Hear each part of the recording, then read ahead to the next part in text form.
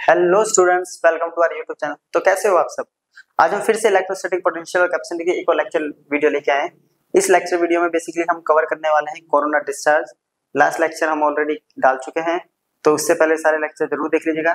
ये आज का जो लेक्चर है ये ज़्यादा बड़ा नहीं होने वाला है, छोटा ही टॉपिक है, इसको कवर करेंगे। तो चलिए स्टार्ट करते हैं हम अपना टॉपिक। तो ये हमारा टॉपिक बेसिकली हमें क्या करना है, हमें चार्ज डेंसिटी देखनी है सरफेस पे कैसे वेरी करती है, उसी से हमारा टॉपिक बनने वाला है नेक्स्ट, जो कि है कोरोना डिस्चार्ज। तो हम बहुत सिंपल से मेथड से स्टार्ट करते हैं इसको। ये एक स्फीयर कंसीडर करा जिसका रेडियस है r और इसके ऊपर चार्ज है कैपिटल Q चार्ज मान लेते हैं या स्मॉल q चार्ज मान लेते हैं, राइट। तो ये q चार्ज इसके पास है। तो अपने को पता है कि जो पोटेंशियल होता है वो होता है Q/C, राइट। और ये एक स्फेरिकल बॉडी है, कैसी है, स्फेरिकल, ठीक है। एक स्फेरिकल बॉडी है, तो किसी स्फेरिकल बॉडी के लिए जो चार्ज कैपेसिटेंस होता है वो होता है 4πε0 इनटू रेडियस। ये भी हम ऑलरेडी डिस्कस कर चुके हैं इसी चैप्टर में, है ना। अब Q को अब हमें क्या बोलना है, यहाँ पे बोला चार्ज डेंसिटी, तो Q को हमें चार्ज डेंसिटी के टर्म में कन्वर्ट करना पड़ेगा। इस इक्वेशन को फर्स्ट बना देते हैं। तो हमने पढ़ा है सिग्मा इक्वल्स टू होता है Q/A, तो Q इक्वल्स टू हो गया सिग्मा A। तो यहाँ पे फर्स्ट इक्वेशन अगर उठाएंगे तो ये क्या हो जाएगा, sigma A upon 4πε0 R। Clear. अब एरिया क्या होता है एक स्फीयर का, वो होता है 4πr², 4πε0 r। 4π से 4π डिवाइड, r से r डिवाइड, तो v इक्वल्स टू आ रहा है सिग्मा r अपॉन एप्सिलॉन। इसको इधर लेके जाते हैं तो v into epsilon equals to sigma r, ठीक है। एक रिलेशन आया। अब यहां से ये क्या है, एक कांस्टेंट होता है ना, जिसकी वैल्यू फिक्स है। एप्सिलॉन नॉट जो है वो फिक्स होता है, ठीक है।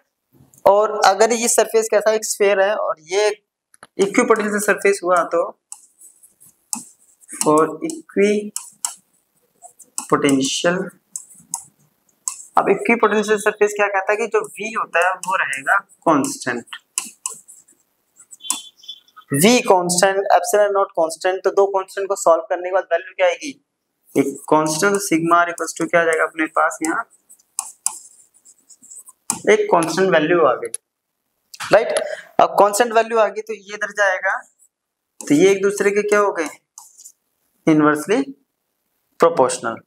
अब इनवर्सली प्रोपोर्शनल का मतलब क्या हुआ कि जैसे जैसे r बढ़ेगा सिग्मा डिक्रीज होगा, है ना, और r डिक्रीज होगा तो ये बढ़ेगा। इट मींस जहां पे रेडियस ज्यादा होगा वहां सरफेस चार्ज डेंसिटी कम होगी, और जहां रेडियस कम होगा वहां सरफेस चार्ज डेंसिटी ज्यादा होगी। इसको जरा एग्जांपल लेके समझते। मान लेते हैं हमारे पास एक ठीक है, ये रैंडमली एक ऐसी मेटल शीट ले ली, डिफरेंट। अब यहाँ पे अगर ध्यान से देखें तो इसको अगर स्फीयर ऐसे बनाए, मतलब ये स्फेरिकल बॉडी यहाँ से बन रही है, यहाँ से ये स्फेरिकल बन रही है।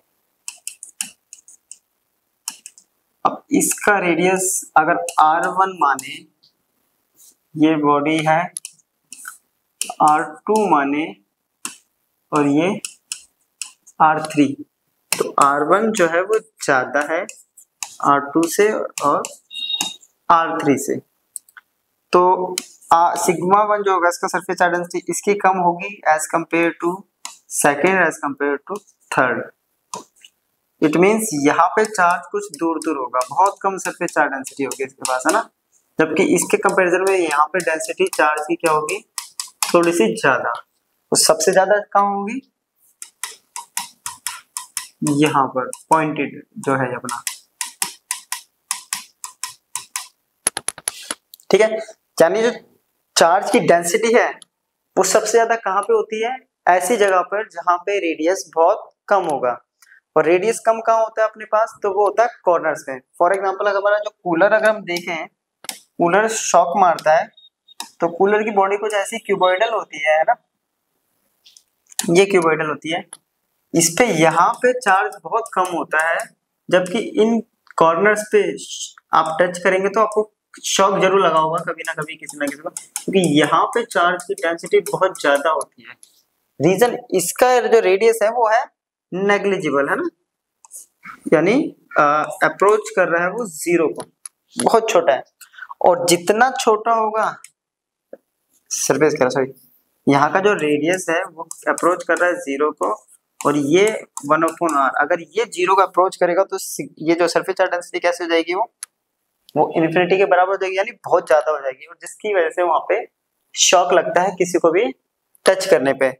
तो यही रीजन है कि जो पॉइंटेड एंड्स होते हैं हमेशा, कूलर, फ्रिज, को भी अपना इलेक्ट्रॉनिक जो भी अपने पास आइटम है, अप्लायंसेस है, उसके कॉर्नर शॉक मारते हैं, उसकी सरफेस बॉडी पे हाथ रखने पे पता नहीं चलता करंट का, लेकिन अगर गलती से कॉर्नर पे टच होता है तो बहुत तेजी से शॉक लगता है। क्यों? क्योंकि कॉर्नर पे जो चार्ज की डेंसिटी है वो बहुत ज्यादा होती है। ठीक है, समझ में आया? तो चार्ज की डेंसिटी सबसे ज्यादा कहाँ होती है? कॉर्नर्स पे। क्यों होती है? कि कॉर्नर का जो रेडियस है वो नेग्लिजिबली स्मॉल होता है, और जितना स्मॉल रेडियस होगा सरफेस चार्ज डेंसिटी उतनी ही ज्यादा पाई जाएगी। इसीलिए जो फ्लैट सरफेसेस होते हैं वहां पे शॉक जल्दी से नहीं लगता, लेकिन कॉर्नर्स पे शॉक लगता है। अब इसी के बेस पे है हमारा टॉपिक कोरोना डिस्चार्ज, है ना। तो कोरोना डिस्चार्ज के लिए जरा समझते हैं होता है क्या कोरोना डिस्चार्ज, पहले उसके लिए पहले समझते हैं इसको। तो ये एक बॉडी होगी, ये इसका इंसुलेटेड स्टैंड हो गया, इंसुलेटिंग स्टैंड पे रखी हुई है। ठीक है, ये दो डिफरेंट रेडियस की, ये इसका पॉइंटेड एंड हो गया।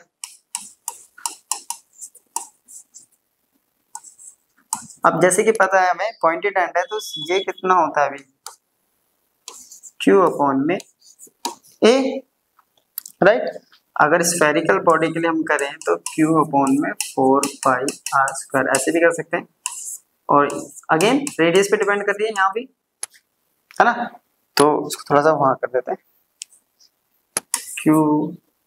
Sigma equals to Q upon 4πr²। फिर से डेंसिटी जो है चार्ज की वो रेडियस पे ही डिपेंड कर रही है। यहाँ क्या है, रेडियस ज्यादा तो चार्ज की डेंसिटी कम, यहाँ रेडियस कम तो चार्ज की डेंसिटी बहुत ज्यादा, है ना। यहाँ पे चार्ज की डेंसिटी क्या होगी, बहुत ज्यादा। रेडियस ज्यादा तो चार्ज डेंसिटी कम, तो इलेक्ट्रिक फील्ड कैसी होगी, यहाँ बहुत लो, जबकि यहाँ पे इलेक्ट्रिक फील्ड कैसी होगी, बहुत ज्यादा हाई, क्योंकि इलेक्ट्रिक फील्ड इक्वल्स टू क्या होता है, सिग्मा पे डिपेंड करता है ना। प्लेट्स के ऊपर पैरेलल प्लेट है तो जनरली वो जो है सिग्मा पे डिपेंड करता है, यानी चार्ज की डेंसिटी, सिग्मा नहीं तो चार्ज पे तो डिपेंड करता ही है ना। अब क्या होगा, इससे क्या होगा, अब आसपास यहाँ पे जो एयर है, तो एयर के मॉलिक्यूल्स हो रहे हैं, ठीक है, वो स्टेबल फॉर्म में होते हैं, तो ये क्या करेगा, उनका ब्रेक डाउन कर देगा। ब्रेक डाउन मीन्स आयनाइजेशन, यानी वो यहाँ पे नेगेटिव चार्जेस और पॉजिटिव को अलग कर देगा, जिसकी वजह से पॉजिटिव तो रिपेल करके दूर भागेंगे और नेगेटिव इसकी तरफ अट्रैक्ट होंगे।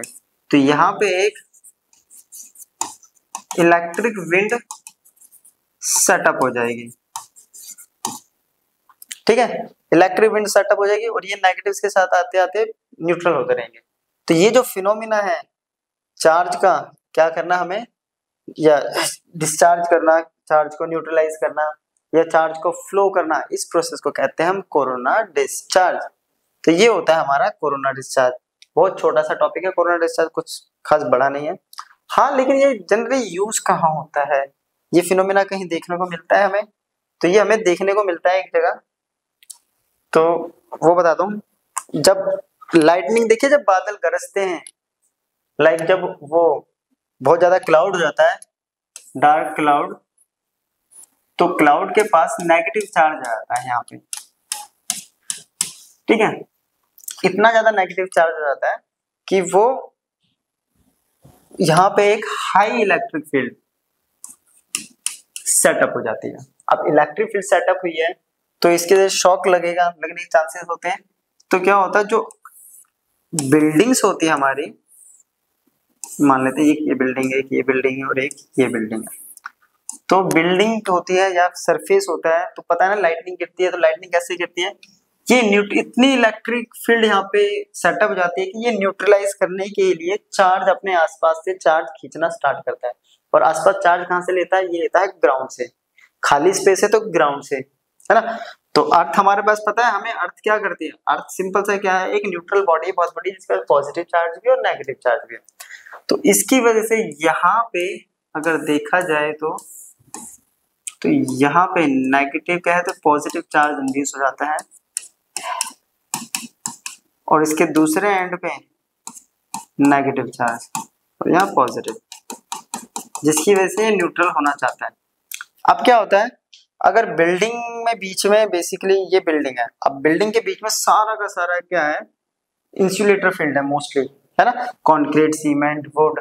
तो उसमें क्या होता है, इसको बहुत ज्यादा इलेक्ट्रिक फील्ड को फोर्स लगानी पड़ती है, क्योंकि F इक्वल्स टू होता है QE, जिसकी वजह से यहाँ पे इतनी इलेक्ट्रिक फोर्स की वजह से इतनी फील्ड प्रोड्यूस होती है कि ये बर्न करना, जल जाता है। और उसी की वजह से ये बिल्डिंगें जो होती हैं वो ऐसे बेसिकली ऐसे फट जाती हैं। तो क्या करें कि ये बिल्डिंग जो है खराब, मतलब फटे ना, है ना, बिल्डिंग टूटनी नहीं चाहिए, इसको नुकसान नहीं होना चाहिए, क्योंकि बहुत कॉस्ट लगती है बिल्डिंग को बनाने में। प्लस बाहर ओपन एरिया में बोला जाता है कि अपना एरिया जो है डिक्रीज कर लीजिए, या किसी क्लोज मेटेलिक सरफेस के अंदर चले जाइए, हमने पढ़ा हुआ था, वो अलग कॉन्सेप्ट हो गया। अब इनको बचाने के लिए क्या करते हैं, तो जब ये क्लाउड यहाँ होते हैं नेगेटिव नेगेटिव नेगेटिव, तो इस बिल्डिंग में, ये जो अपने पास बिल्डिंग है, इसमें क्या करते हैं बेसिकली, इसके साथ साथ एक मेटेलिक वायर ले जाके, या मेटेलिक की रॉड भी ले सकते हैं, उसमें एक ऐसा कंडक्टर यहाँ पे फिक्स कर देते हैं, ऐसा, ये मान लिया हमने इसके साथ ही ले गए बिल्कुल टच करके यहाँ, और उसके ऊपर ऐसे कॉर्नर शेप का एक मैकेनिज्म बना देते हैं। अब ये तो है एक मेटल की वायर, जो कि एक अच्छा कंडक्टर होता है, नीचे भी सेम ऐसा लगा देते हैं मेटल का पीस कंडक्टर। अब उससे क्या होगा, इसको थोड़ा सा हाइट ऊपर रखते हैं इससे हल्का सा, ठीक है, क्योंकि पॉसिबिलिटी यहाँ पे इलेक्ट्रिक फील्ड सेटअप होने की ज्यादा जल्दी है, डिस्टेंस जितना कम होगा, क्योंकि इलेक्ट्रिक फील्ड इक्वल्स क्या होता है, inversely proportional to r square, है ना। तो डिस्टेंस जितना कम होगा उतनी जल्दी इलेक्ट्रिक फील्ड जो है न्यूट्रलाइज होना जाएगा। तो ये क्या है, कंडक्टर है, तो ये ऑटोमेटिकली अर्थ से यहाँ पे पॉजिटिव चार्ज बहुत ज्यादा अमाउंट में, क्योंकि कॉर्नर्स है, तो कॉर्नर्स का भी अभी मैंने बोला था, कॉर्नर पे चार्ज की डेंसिटी बहुत ज्यादा होती है, तो यहाँ से ये इजीली जो अर्थ के पास जो नेगेटिव है, ये सॉरी, ये नेगेटिव अर्थ का जो पॉजिटिव चार्ज है, ये इजीली यहाँ से वो पॉजिटिव चार्ज को क्या कर देगा, ये ट्रांसफर करेगा बहुत जल्दी, जिसकी वजह से न्यूट्रल हो जाएगा। और न्यूट्रल होने की वजह से जो लाइटनिंग का इफेक्ट है वो इस बिल्डिंग पे नहीं पड़ेगा, जिसकी वजह से ये बिल्डिंग पूरी सेव हो जाएगी। तो ठीक है, तो ये है हमारा कोरोना डिस्चार्ज का एक बेसिक सा एप्लीकेशन, इसीलिए हम कोरोना डिस्चार्ज को पढ़ते हैं। अब ये भी समझ में आ गया, अभी तक हमें जो बचपन से जो जनरली सुनते आ रहे हैं, लाइटनिंग जो है ऊपर से नीचे आती है, तो आज क्लियर हुआ, लाइटनिंग जो है वो ऊपर से नीचे नहीं, नीचे से ऊपर की तरफ होती है, क्योंकि इलेक्ट्रिक फील्ड ऊपर से फोर्स लगा रही है नीचे की तरफ न्यूट्रल होने के लिए, तो नीचे से चार्ज ऊपर जाते हैं, और न्यूट्रल जब होते हैं तो उसी की वजह से वो लाइटनिंग हमें दिखाई देती है। क्लियर, चलिए, तो बेसिक ये था हमारा लेक्चर जो कि कंप्लीट हो गया कोरोना डिस्चार्ज पे। तो ऑलरेडी हमने बहुत सारी वीडियोस की हो चुकी है, तो अब इस सारे टॉपिक्स को रिवाइज कर लीजिए, चैप्टर काफी ज्यादा इंपॉर्टेंट है। क्लियर, तो रिवाइज करते लीजिए, प्रैक्टिस करते लीजिए, और सबके नोट्स बना लीजिए, राइट। तो मिलते हैं नेक्स्ट वीडियो में, तब तक के लिए गुड बाय।